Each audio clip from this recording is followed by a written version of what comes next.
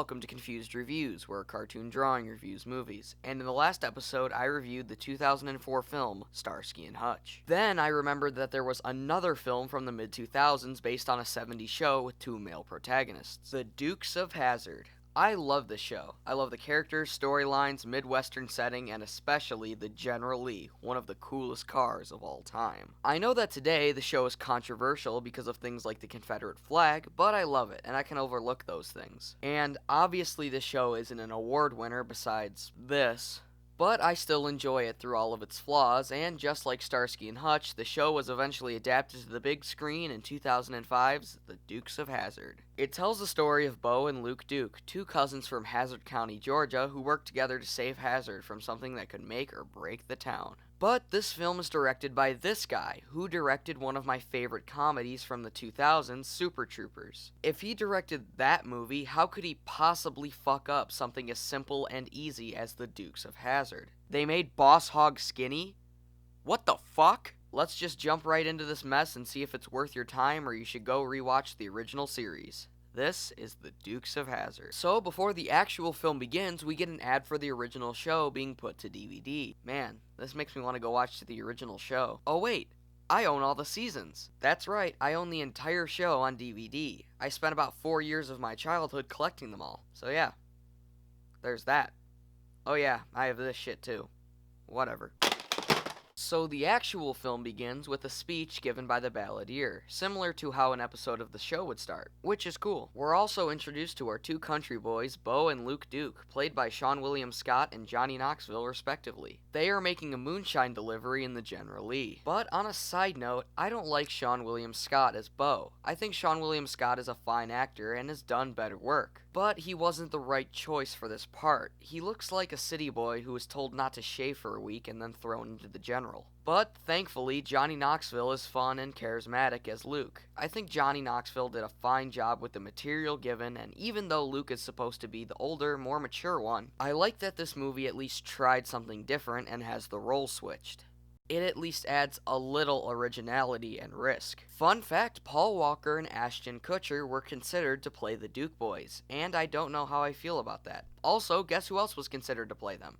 Ben Stiller and Owen Wilson. That's right, the two who played Starsky and Hutch a year prior were offered the role but turned it down because they felt it didn't pay tribute to the original show like Starsky and Hutch did. Another fun fact, Tom Wopat, John Schneider, Catherine Bach, and Ben Jones were all offered cameos in the film, just like a similar movie. But unlike that film, they turned it down because they hated the screenplay. That's right, 4 of the original cast members hated the script for this movie. It makes me wonder why after all those rejections they made this movie at all, because it seems like it was doomed to fail from the start. While Bo is listening to a racing tape narrated by the amazing Lawrence Fishburne, he is startled by Bill Pullman, played by Barry Corbin. He shows him some new bullets that do some serious damage. Luke then jumps out of the window and they drive off, but not after emulating the original show. They get away, but not after jumping the car just like they did in the original show. They get thrown off the road by a semi. Wait, if the road was closed, why would there be a semi on it? Weird. Bo crushes the car in between some construction vehicles, and Bo hits Luke with a phone book for not breaking any bottles. His victory is short-lived, however, because moments later he drops a whole case of moonshine, prompting an equally painful blow to the jaw. Ouch. They head to the Boar's Nest, a staple of the original show, and we do some world building. We meet Enos, played by Michael Weston, who I think gives a solid performance, but instead of looking like the kind boy next door, he looks like the kind of guy who lures children into his van with promises of candy. We also meet the sexy Daisy, played by Jessica Simpson, and I think she's honestly the closest to her TV counterpart.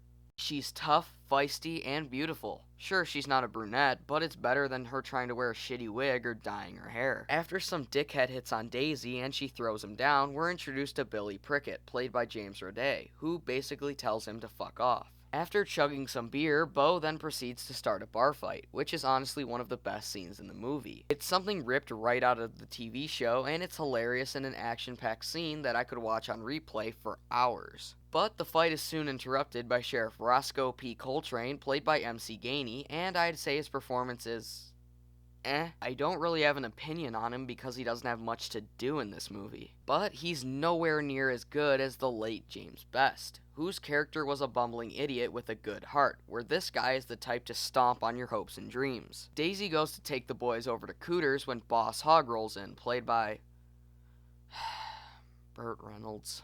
Now, Burt Reynolds is fine as the personality of Hogg, but not in the physical department. Boss Hogg's two main features was that he was a greedy asshole and a gluttonous pig. But being that in this movie he's played by a man weighing roughly 180 pounds, he's missing half of his fucking character. We then roll to Cooter's, as well as meet the man himself, played by David Koechner. And here's where one of my big problems with this movie arises. Cooter, in the show, was basically the third Duke boy. 9 times out of 10 in an episode, Cooter would be right alongside the Dukes, helping them out and whatnot. In this movie, he's there, pervs on Daisy, fixes the car, and that's it. In the show, he never hit on Daisy and was a well-rounded, respectful guy who just wanted to help his friends. In this, he's a perverted hillbilly who's there and gone before you can say fuck. I mean, hell, David Koechner is an Anchorman more than he's in this. After that crock of shit, we are finally introduced to the patriarch of the Duke family, Uncle Jesse, played by Willie Nelson? Weird. After shooting some flaming arrows at some gas cans, Rosco shows up to frame the Dukes for producing moonshine. Boss Hogg also shows up so the filmmakers can say that he was actually in this movie, and they're thrown off the farm. Bo and Luke then investigate why Boss Hogg is scooping up all the land near their farm and decide to steal a safe. But it is soon caught on a pole and Luke tries to free it. But Bo mistakes no Bo no for go Bo go and drives off, dragging Luke on the safe. He then crashes and doesn't die. Man, these cartoon physics don't help out this movie. Like at all. We then head to the bait and tackle shop of Sheev, and I'm sure you as well as every Dukes fan has the same reaction to this. Who the fuck is Sheev? Beats me, he's never in the show, and he has a bigger role than Cooter. So why didn't they just have David Heffernan play Cooter? This way, you know, it might slightly resemble the TV show and not just piss off fans like myself for making some bullshit characters just so the director can have his friends in the movie. Sheev then helps the Dukes open the safe, which is all the more reason this task should have been given to Cooter, because he would always help the Dukes with stuff out of their element. They then attempt to light the fuse to open the safe, and when that doesn't work, Luke just shoots a flaming arrow at it and it blows that and the shed behind it to shit. But the contents of the safe is quite strange. Silver cylinders that Sheev describes as core samples from mining. But they're unaware of what the sample is. Well, using my basic knowledge of mining, which is based off of countless hours of playing Minecraft, I'm going to say it's either coal, gold, or diamonds. Bo and Luke head back to Cooter's to find the General Lee all fixed up and raring to go. I know the General Lee hasn't been in this movie much, but I like how it looked like a car someone who loved NASCAR would have, but then turned into a car that actually looked like it could compete in the Fortune 500. It's a cool shift and adds some backstory to the car, or at least some new backstory that we haven't seen already.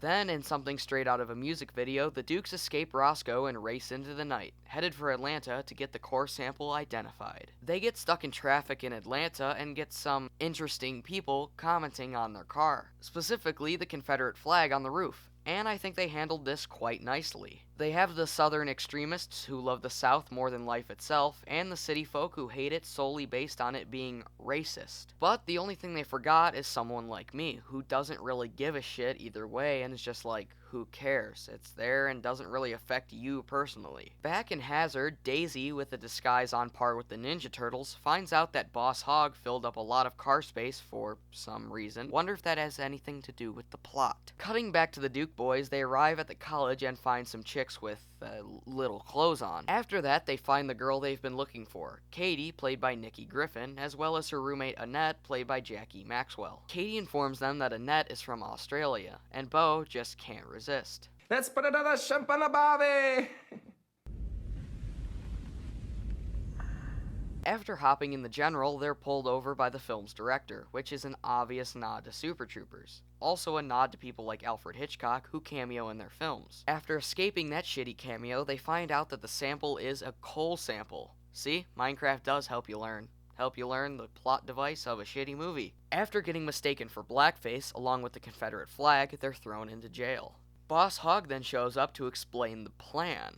He's forced by law to hold a hearing to strip mine Hazzard, so he's having the hearing the same time as the race they've been all talking about this whole movie, hence why Billy Prickett is back in Hazzard. Makes sense. They're then transported by the cops from Monster House when Daisy shows up to show off her body and distract the cops. She then drives off to the next time she needs to be exploited for her looks. They return to the car and find the keys and the Dukes missing. Wait a second, how did they manage to pick up the car and get Katie and Annette in the span of 30 seconds? It's not like they were close and it's been at least a day since they went to jail because they arrived at night. Good job on the continuity, movie. They then try to emulate a chase scene from the show, but even that sucks because instead of it being on a dirt road, it's in the middle of the city with 100 cops chasing them instead of 1 or 2. But I will admit, this jump is pretty cool. But, bad news, Uncle Jesse has been tied up by Boss Hogg, who is trying his damnedest to keep the Dukes away from the hearing. Hey, boss, maybe if you didn't want them to come to the hearing, maybe you wouldn't have,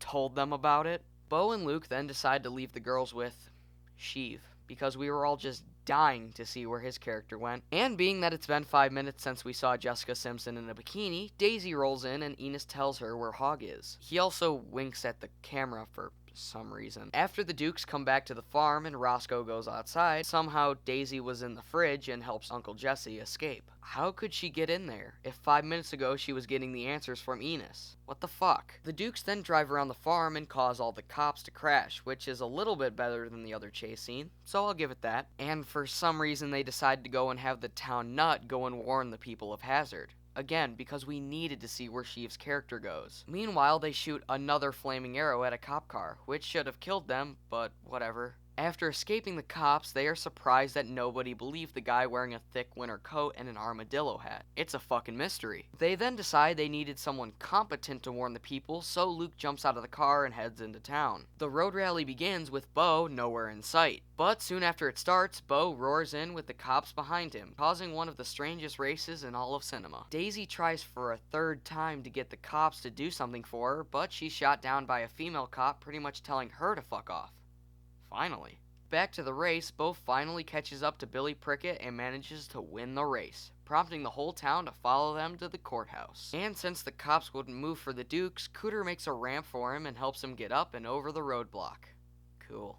Just before the judge can give the okay, the Dukes and the rest of Hazzard barge in to object the whole thing. The Dukes are then going to be taken to jail, but in the nick of time, Daisy makes the governor pardon all charges, as well as one for Uncle Jesse for this amazing punch. And our film heads to a close with the Dukes escaping an angry woman, and since they got Willie Nelson, he signs us off singing the classic theme song. And that was the Dukes of Hazzard. And it was a fucking disaster. Let me start off by mentioning what I liked in this movie. Don't worry, it won't take long. I liked Johnny Knoxville and Jessica Simpson. They were fine and did the best with the material given. I also liked the scenery, and I will admit the cinematography was pretty good and really captured the Western feel. But those are just little things and stuff that is easily accomplished. Now, I'm not even going to act like the original show was a masterpiece, because it wasn't, but at least it was competent and well made. Now, I'm all for raunchy, dirty humor. Some of my favorite comedians ever are people like Bob Saget and Richard Pryor. But this wasn't the right subject for it. The Dukes of Hazzard is a family-friendly action-adventure show about 2 cousins driving around and helping people. And I'd even go as far to say that this plotline is something I could see them do in the show and could have been a great 2-part episode like $10 Million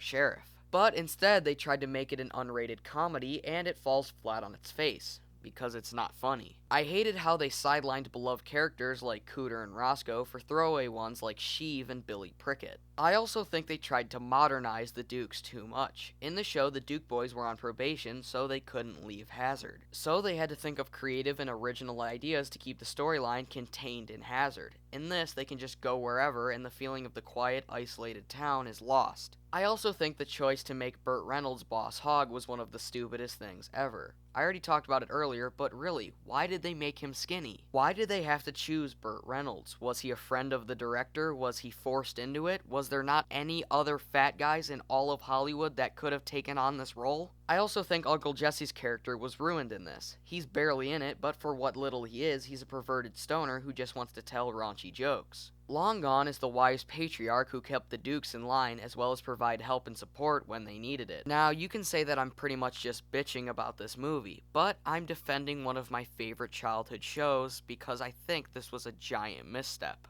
Overall, I think this was a giant fail. There's one or two things I enjoyed in this movie, but that doesn't make me like this movie. They could have and should have done much better. I mean, look at the Starsky and Hutch movie. It was funny, action-packed, was respectful, and paid homage to the original show. Now, it's no A-plus movie or an Oscar winner, but it was well made and fun. This fucking thing was just made pretty much just to shit on the original. I'm going to give the Dukes of Hazzard a D-, because it's not the worst thing I've ever seen, and it's not the worst Dukes of Hazzard movie out there, but it's definitely not a good movie, or a good adaptation of one of my favorite shows. I'd say steer clear of this one and go watch the Starsky and Hutch movie.